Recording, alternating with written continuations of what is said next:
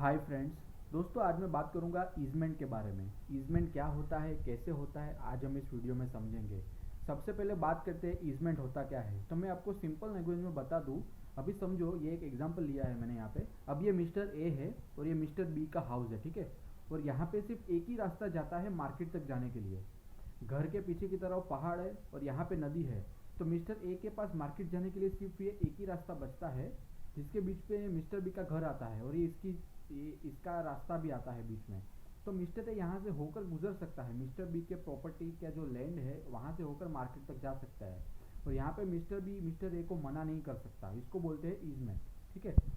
अब concept of easement has been defined under section 4 of the Indian easement act 1882।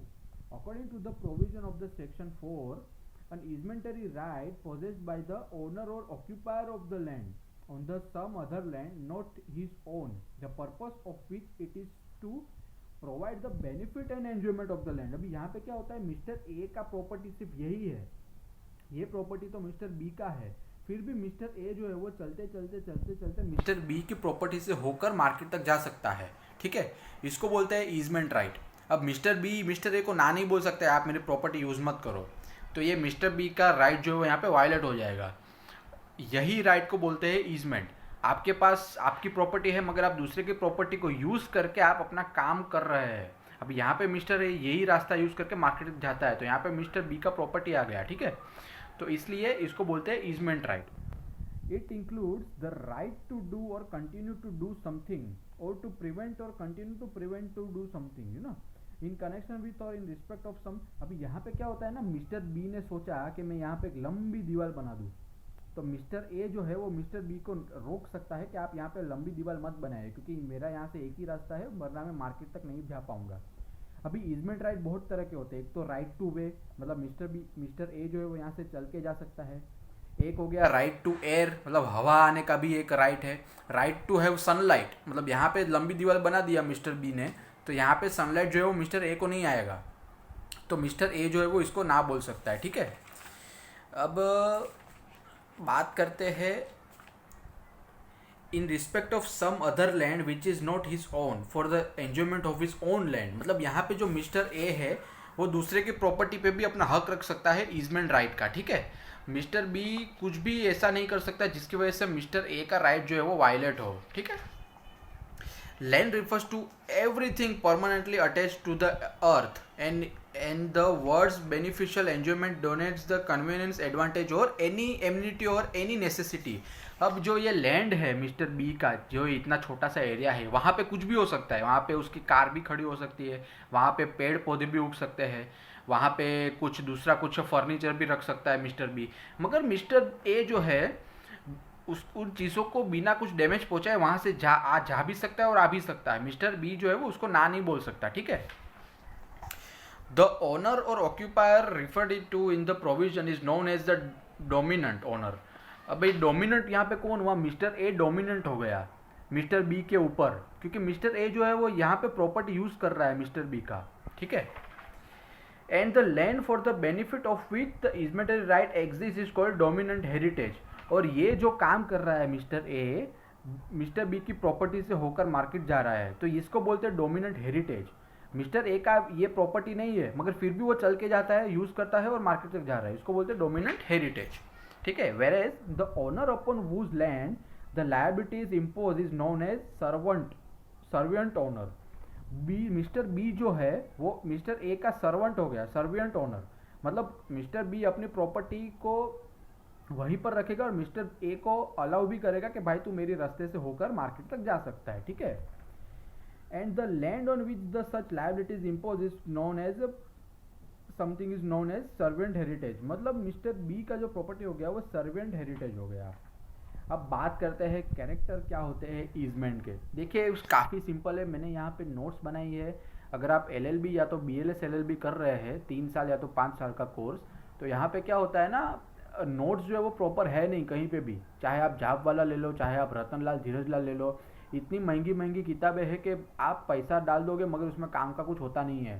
तो आप मेरे ये जो वीडियोस देख सकते हैं और आपको नोट्स जो है वो रेडीमेड मिल सकती है, ठीक है। मैं कोशिश करता रहता हूँ कि आपको सिंपल लैंग्वेज में बता सकूँ। अब इसके कैरेक्टर क्या होते हैं ईजमेंट के। सबसे पहले तो there must be a dominant and servant tenement, मतलब मिस्टर ए जो हो गया वो डोमिनेंट हो गया, मिस्टर बी जो है वो सर्वेंट हो गया, ठीक है। Right of easement must be possessed for the beneficial enjoyment of the dominant tenant, मतलब मिस्टर ए का यहाँ वहाँ पे कुछ बेनिफिट होना चाहिए रास्ता यूज करने में, ठीक है। Dominant and servant owner must be different person, मतलब यहाँ पे मिस्टर ए और मिस्टर बी दोनों अलग अलग इंसान होने चाहिए।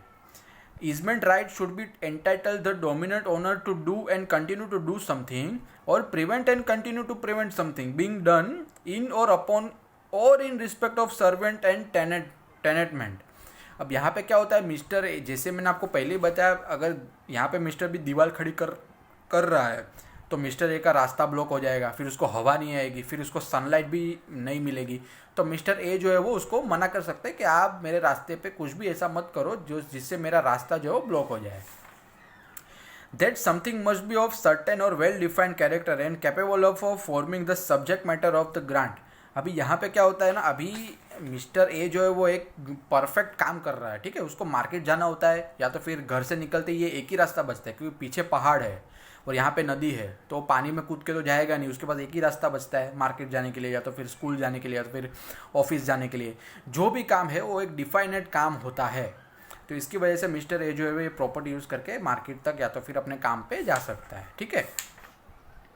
अब एग्जाम्पल क्या होते हैं ईजमेंट के, देखिए यहाँ पे other example of right to easement include right to way, जैसे मिस्टर ए जो है मार्केट जाता है तो वो राइट टू वे हो गया। Right to discharge rain water, अगर मिस्टर ए के घर में पानी भर गया तो मिस्टर बी का जो रास्ता है वहाँ से पानी जो है वो निकाल भी सकता है वो। राइट टू सनलाइट, जैसे मैंने आपको पहले बोला कि अगर दीवार बना दिया मिस्टर बी ने तो मिस्टर ए का रास्ता जो है वो ब्लॉक हो जाएगा, तो ये सारी चीज़ें जो है मिस्टर ए का राइट होता है मिस्टर बी के प्रॉपर्टी के ऊपर, ठीक है। अब असेंशियल ऑफ ईजमेंट क्या होता है, देखिए यहाँ पे डोमिनेंट एंड सर्वेंट हेरिटेज, जैसे मैंने आपको पहले ही बताया मिस्टर ए और मिस्टर बी दोनों अलग अलग इंसान होते हैं, ठीक है। अब मिस्टर ए जो है वो मिस्टर बी का प्रॉपर्टी यूज़ करता है, तो दोनों इंसान अलग अलग होने चाहिए, ठीक है। For enjoyment of the right of easement it is necessary existent of two properties. अब मिस्टर ए का प्रॉपर्टी अलग है, मिस्टर बी का भी प्रॉपर्टी अलग है, तो ही वो ईजमेंट कहेगा, अदरवाइज नहीं कहलाएगा, ठीक है। अब servant heritage must be dominant and servant heritage can not B one, ठीक है। मतलब मिस्टर ए और मिस्टर बी दोनों अलग अलग इंसान होने चाहिए। अभी यहाँ पे सेपरेट ओनर्स, जैसे मैंने आपको पहले ही बताया सेपरेट ओनर होने चाहिए। मिस्टर ए अलग इंसान है, मिस्टर बी अलग इंसान है, तब जाके ईजमेंट राइट जो है वो क्रिएट होता है। Benefit and enjoyment, the dominant owner should enjoy the property of servant, मतलब मिस्टर ए डोमिनेंट ओनर है, ठीक है, वो मिस्टर बी जो सर्वेंट ओनर है उसका प्रॉपर्टी यूज़ कर सकता है। ये एक उसका एसेंशियल कैरेक्टर ऑफ ईजमेंट हो गया। अब चौथे की बात करते हैं तो एक पॉजिटिव और एक नेगेटिव हो गया ईजमेंट। अभी पॉजिटिव मतलब क्या होता है, मैंने यहाँ पे दो एग्जांपल लिया है, ये काफ़ी कॉम्प्लिकेटेड है इसलिए मैंने आपको एग्जांपल से सिंपल करके बताया है, ठीक है। Mister A can use mister बीज प्रॉपर्टी और रोड, ठीक है। यहाँ पे मिस्टर ए रोड यूज़ कर रहा है तो मैंने ब्रैकेट में यहाँ पे रोड लिखा है, ठीक है। To reach his own house, या तो फिर कोई भी एक काम के लिए अब अंदर भी बाहर भी निकल सकता है, घर के अंदर वापस भी आ सकता है काम करके। जैसे मैंने आपको एग्जांपल में बताया कि मिस्टर ए मार्केट जा रहा है तो मार्केट जा भी सकता है और वही रास्ते से अपने घर पे वापस भी आ सकता है, तो ये पॉजिटिव हो गया। अगर नेगेटिव क्या होता है, ठीक है, जैसे मैंने आपको पहले बताया कि मिस्टर बी यहाँ पे दीवार बना देगा तो मिस्टर ए का रास्ता जो ब्लॉक हो जाएगा, तो मिस्टर ए उसको ना बोल सकता है कि भाई मेरा एक ही रास्ता है, तुम दीवार बना यहाँ पे मत बनाओ, तो ये हो गया नेगेटिव। मतलब मिस्टर बी अपनी प्रॉपर्टी खुल के एंजॉय नहीं कर पाएगा, किसकी वजह से, मिस्टर ए की वजह से। अब बात करते हैं मोड्स ऑफ एक्विजिशन, ईजमेंट आपको कैसे अक्वायर हो सकता है। देखिए इसके मोड ऑफ एक्विजिशन के दो टाइप होते हैं, एक तो हो गया एक्सप्रेस हो गया, दूसरा है इम्प्लाइड, ठीक है। अब बात करते हैं एक्सप्रेस की, तो easement can be acquired through express grant made by inserting the clause for granting such right in the deed of sale, mortgage etcetera. अगर आप कोई नया घर खरीद रहे हैं या तो फिर आप कोई प्रॉपर्टी को मॉर्गेज में लिया है या तो फिर दे रहे हो, तो आपके साथ में ईजमेंट राइट का एक क्लॉज डाल सकते हो। क्लॉज मतलब एक पैराग्राफ होता है, जैसे आप एग्रीमेंट ड्राफ्ट करोगे तो उसमें आप एक पैराग्राफ डाल सकते हो कि आपको यहाँ पे ईजमेंट का राइट मिलेगा, ठीक है। ऐसे भी मिल सकता है, ये एक्सप्रेस हो गया, आपको अगर लिखा है तो ही मिलेगा, अदरवाइज नहीं मिलेगा। अब बात करते हैं in the value of immovable property is rupees less than 100, मतलब up to 100, then it is a compulsory in writing and register. अगर प्रॉपर्टी का जो वैल्यू है, अगर वो इमूवेबल प्रॉपर्टी है तो उसका वैल्यू जो है वो 100 रुपये से ज़्यादा है तो आपको उसको रजिस्टर करवाना ही पड़ेगा। ये एक रूल है टॉर्ट में, ठीक है। अब बात करते हैं इम्प्लाइड कैसे होता है। इम्प्लाइड जो है वो ऑटोमेटिकली हो जाता है। यहाँ पे जैसे मैंने लिखा है, ये मैंने सिंपल नोट्स बनाई है। अगर आपको अच्छा लगता है तो आप प्लीज़ लाइक करो, शेयर करो, सब्सक्राइब करो, ठीक है, और अपने फ्रेंड्स को भी शेयर कर दो नोट्स जो है, ठीक है। अब ईसमेंट ऑफ नेसेसिटी क्या होता है। अभी if a person do not have any other way to reach his own property then he can grow through someone else property. जैसे मैंने आपको पहले ही बताया यहाँ पे कि मिस्टर ए के पास सिर्फ एक ही रास्ता बचता है, क्योंकि यहाँ पे पानी हो गया, यहाँ पे पहाड़ है, तो पानी में कूद के तो जाएगा नहीं और पहाड़ के ऊपर से तो जाएगा नहीं, तो एक ही रास्ता बचता है। तो ये नेसेसिटी हो गया कि मिस्टर ए जो है वो मिस्टर बी का प्रॉपर्टी से होकर मार्केट तक जा सकता है, ठीक है। अब बात करते हैं quasi easement. In the case of a person transferring his property to another person, then if an easement is a continuous apparent and necessary to enjoy, then in such case the transferee shall be entitled to it. In such an easement is continuous and apparent and necessary to enjoy the said property, the transferor has the right to such easement over the property transferred by him. In case of a partition of the property of of the joint family in an easement is a continuous apparent and necessary to enjoy the share of one co-partner or over the other co-partner, then he is entitled to such a right of easement, ठीक है। अभी for example अभी तीनों point को मैं एक example से समझेंगे। मिस्टर अभी यहाँ पे P है, P rights attach to Q's house to receive air light through the window without any obstruction by his neighbor. This is called continuous. अभी यहाँ पे क्या होता है ना, खास करके शहर में क्या होता है, दोनों घर बाजू बाजू में होते हैं क्योंकि जगह कम होती है और घर जो बाजू बाजू में बनाए जाते हैं। तो यहाँ पे क्या होता है ना, अगर आपके बाजू में कोई आपका घर में एक विंडो है और आपके बाजू में मिस्टर बी का घर है, तो अगर वो दीवार खड़ी कर देता है तो आपका विंडो में से सनलाइट और एयर नहीं आएगा, ठीक है। अभी ये राइट ऐसा होना चाहिए जो कंटिन्यू है, मतलब आप रहते हो 10-15 साल हो गया और आपको हवा आ रही है, सनलाइट आ रहा है, फिर आप विंडो में से बाहर देख सकते हैं। अगर मिस्टर बी ने कोई दीवार क्रिएट कर दिया तो आपका जो राइट है वो वायलेट हो जाएगा, ठीक है। अब यहाँ पे तीसरे की बात करते हैं, प्रिस्क्रिप्टिव ईजमेंट। अब प्रिस्क्रिप्टिव ईजमेंट क्या होता है वो मैं आपको बताता हूँ, ठीक है। Acquire by continue use of without a permission of the owner for legally period is called prescriptive right. अगर आप एक जगह पे रह रहे हो और ओनर की परमिशन के बिना आप उसकी प्रॉपर्टी यूज कर रहे हो, जैसे मिस्टर है यहाँ पे मिस्टर बी का लैंड यूज कर रहा है और वो भी लंबे समय तक यूज करते हो, जैसे 20 साल हो गया, 30 साल हो गया, तो यहाँ पे आपका जो राइट बन जाता है उसको बोलते हैं प्रिस्क्रिप्टिव ईजमेंट, ठीक है।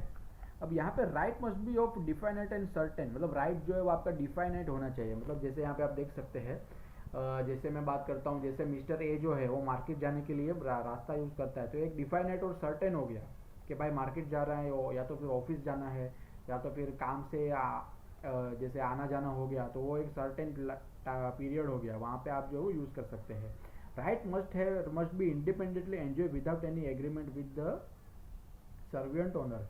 मतलब ये जो है वो एक कंटिन्यू राइट होना चाहिए 20-30 साल का, जैसे मैंने यहाँ पे लाइन किया है 20 साल भी हो सकता है, 30 साल भी हो सकता है, उससे कम भी हो सकता है 20 साल से, ठीक है। ऐसा जरूरी नहीं कि 20 साल ही होना चाहिए। अब must be enjoy peacefully and as a right without any interpretation for a continuous period of 20 years and in the interest of any government land then the period of non interpretation shall be 30 years। अगर private person का property है तो 20 साल का आपको time period होता है continuous use का। अगर गवर्नमेंट प्रॉपर्टी है आपके बाजू में तो 30 साल का आपका यूज होना चाहिए, तब जाके आपको जो राइट मिलता है ईजमेंट का। कौन सा राइट मिलेगा? प्रिस्क्रिप्टिव राइट, ठीक है। अब बात करते हैं कस्टमरी ईजमेंट क्या होता है। ठीक है, easement right can be acquire by virtual of local custom.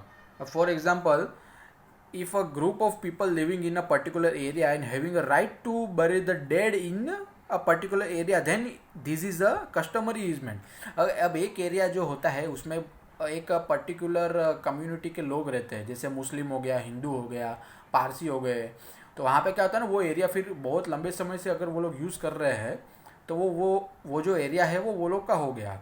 तो वहाँ पे कोई गवर्नमेंट भी अपना हक नहीं जता सकती कि हमारी प्रॉपर्टी आपने हमको दे दो वगैरह वगैरह।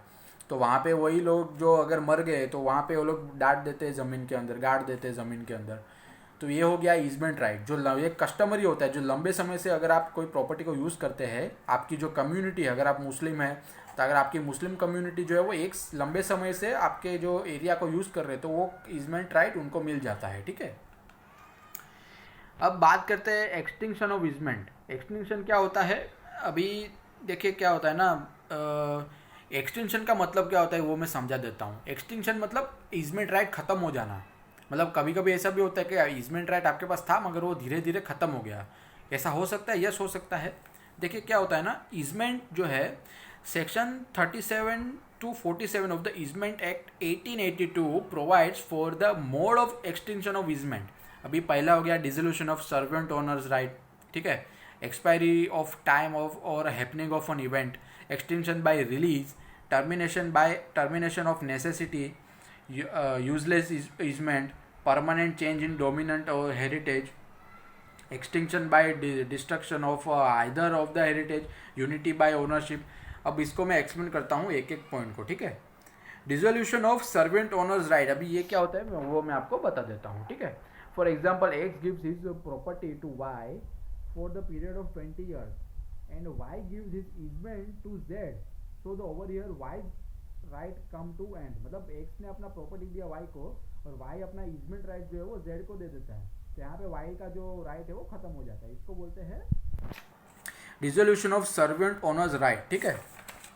अब बात करते हैं एक्सपायरी ऑफ टाइम, ये दूसरा पॉइंट हो गया, इसको मैं एक्सप्लेन करूंगा अभी। और happening of an event, when an easement is acquired on a certain condition or for a certain period of time on the fulfillment of such condition or the purpose of expiry of the time, the right of easement extinguishes। अभी यहाँ पे क्या होता है, mister B ने समझो right they दिया mister A को कि आप मेरी प्रॉपर्टी का जो लैंड है वो यूज़ कर सकते हैं बाहर जाने के लिए, या तो फिर मार्केट जाने के लिए, या तो फिर ऑफिस जाने के लिए, कुछ भी हो सकता है। तो यहाँ पे क्या हो गया, जो अगर वो राइट जो है वो ख़त्म हो जाता है, कोई टाइम पीरियड हो गया कि मिस्टर बी ने टाइम दिया था मिस्टर ए को कि आप 5 साल तक यूज़ कर सकते हैं, तो 5 साल पूरा जो हो जाता है तो मिस्टर ए का जो राइट है वो ख़त्म हो जाता है। या तो फिर ऐसी कोई कंडीशन जो फुलफिल हो गई है 5 साल के अंदर ही, तो भी वो राइट जो है वो ख़त्म हो जाएगा, ठीक है। एक्सटेंशन बाय रिलीज, अब ये person who has right to easement over other persons property gives his easement right, ठीक है। अब फॉर एग्जाम्पल इसको मैंने समझाया है easily. P is a dominant who has right to take water from Q's property. Over here, P gives right to Q, who is the servant owner, to build a building. Then over here, right of P came to end. अब यहाँ पे क्या होता है, mister P जो है वो mister Q की प्रॉपर्टी यूज़ कर रहा था पानी लेने के लिए, ठीक है। अब मिस्टर P ने मिस्टर Q को राइट दे दिया कि आप जो है वहाँ पे दीवार या तो बिल्डिंग बना सकते हैं, तो मिस्टर P का राइट जो है वो यहाँ पे ख़त्म हो गया, ठीक है। टर्मिनेशन ऑफ नेसेसिटी, अभी necessity terminates the easement of necessity terminates as well, ठीक है। For example A grants piece of land to B on which easement of necessity for B is the right of his way over S land. Later on B purchase a part of the S land, over here necessity ended, ठीक है। ये काफ़ी simple था। Useless easement, अभी ये क्या होता है, ये काफ़ी सिंपल है, मैं आपको बताऊंगा अभी। Easement of such nature that is not useful और become incapable of being beneficial at any time any और एनी अंडर एनी सर्कमस्टेंसेस।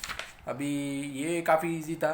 कभी कभी ऐसा भी होता है कि आपको कुछ समय पहले ईजमेंट का राइट जो है वो काफ़ी इंपॉर्टेंट था, मगर कुछ टाइम के बाद आपको वो राइट की ज़रूरत ही नहीं पड़ती है, तो वो यूजलेस हो जाता है और वो धीरे धीरे जो है वो राइट ख़त्म हो जाता है, ठीक है। अब बात करते हैं permanent change in dominant heritage. अब mister A house was located in such that he has right of way by passing through B's house. After an earthquake B's house got cut off और easement ended. अब यहाँ पे क्या होता है, जैसे मैंने आपको एग्जांपल में बताया कि मिस्टर ए यहाँ से जाता है, ठीक है। अब यहाँ पे अर्थक्वेक आ गया, ये जो ज़मीन है वो कट हो गई, इसका ज़मीन भी कट हो गया, दोनों के घर अलग अलग हो गए, या तो फिर घर बचेगा ही नहीं, तो मिस्टर ए का जो रास्ता है वो अलग हो जाएगा, यहाँ से कुछ नया रास्ता निकल आएगा, या तो फिर वहाँ से कुछ नया रास्ता निकल आएगा। तो ऐसा जनरली होता नहीं है, ये कभी कभार होता है।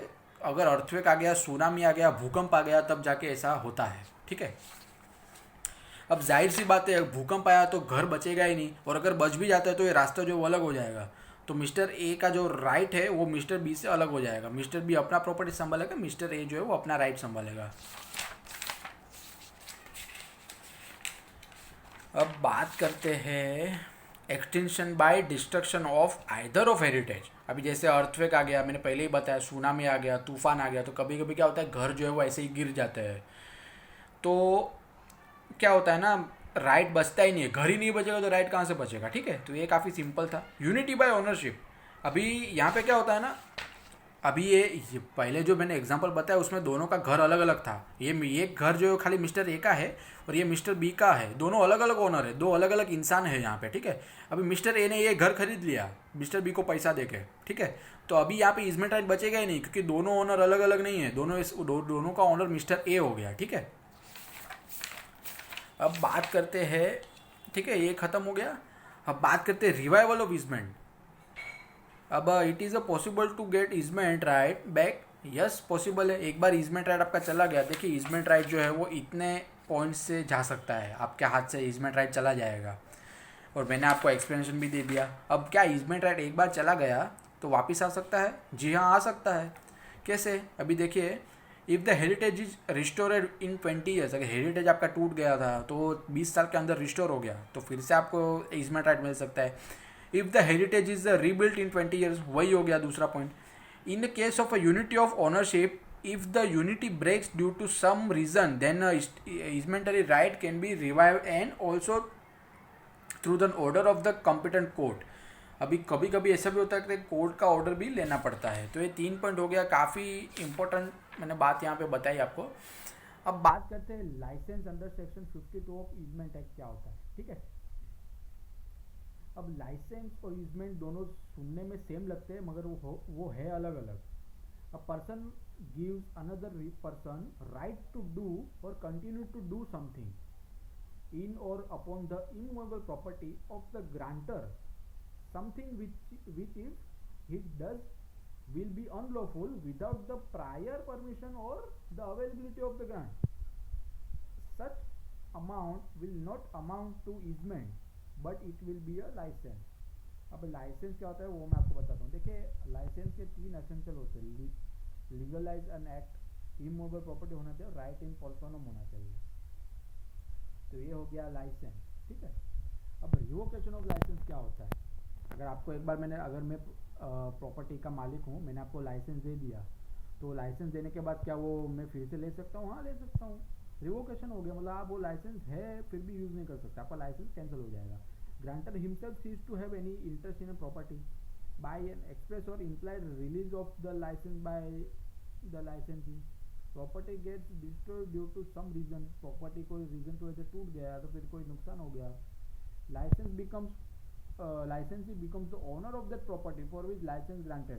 अभी मैंने आपको जो प्रॉपर्टी का लाइसेंस दिया है, आपने मेरा प्रॉपर्टी खरीद लिया तो लाइसेंस कुछ काम का ही नहीं रहेगा। ठीक है, licensee does not use it for a period of 20 years then the license gets revoked। अभी मैंने आपको मेरी प्रॉपर्टी का लाइसेंस दे दिया मगर आपने 20 साल तक उसको यूज़ ही नहीं किया तो लाइसेंस जो है वो अपने आप ही कैंसिल हो जाएगा। ठीक है, अब सबसे मेन बात जो एग्जाम में बच्चों को पूछते हैं वो है difference between license and easement. क्या होता है?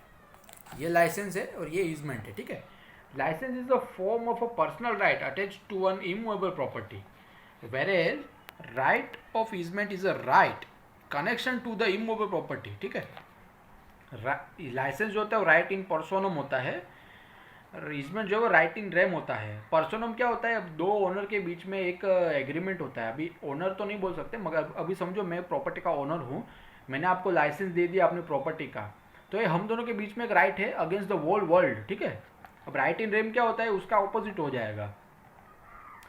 लाइसेंस जो है can not be attach, it is a right which can be annex to the property to which it is attach. अभी जिस मिस्टर ए मिस्टर बी का प्रॉपर्टी यूज़ कर सकते हैं मार्केट जाने के लिए, तो यहाँ पे जो राइट जो अटैच हो जाता है। ये लाइसेंस जो वो रिवोकेबल होता है, मतलब एक बार मैंने दे दिया तो मैं वापस ले भी सकता हूँ, या तो फिर कुछ दूसरे रीज़न से लाइसेंस जो वो रिवोक हो जाता है, जैसे मैंने यहाँ पे पॉइंट्स बताया। ठीक है, it can not B revoke, इसमें कभी रिवोक नहीं हो सकता। मगर कभी कभी ऐसा भी होता है कि आपने मेरा दोनों प्रॉपर्टी खरीद लिया, मिस्टर ए ने मिस्टर बी का भी प्रॉपर्टी खरीद लिया तो रिवोक हो जाता है। ठीक है, permission given by licensor, license देने के लिए लाइसेंसर का परमिशन होता है। इट इज इसमें जो है वो राइट के जैसा अक्वायर होता है। मतलब यहाँ पे मिस्टर ए जो है वो अपने आप ही मिस्टर बी के प्रॉपर्टी यूज कर सकता है, ये एक इम्प्लाइड हो गया अपने आप। अभी मिस्टर ए के पास कोई रास्ता ही नहीं है बाहर जाने के लिए, तो मिस्टर बी का प्रॉपर्टी यूज करेगा। ठीक है, आशा करता हूँ आपको अच्छा लगा होगा। शुक्रिया।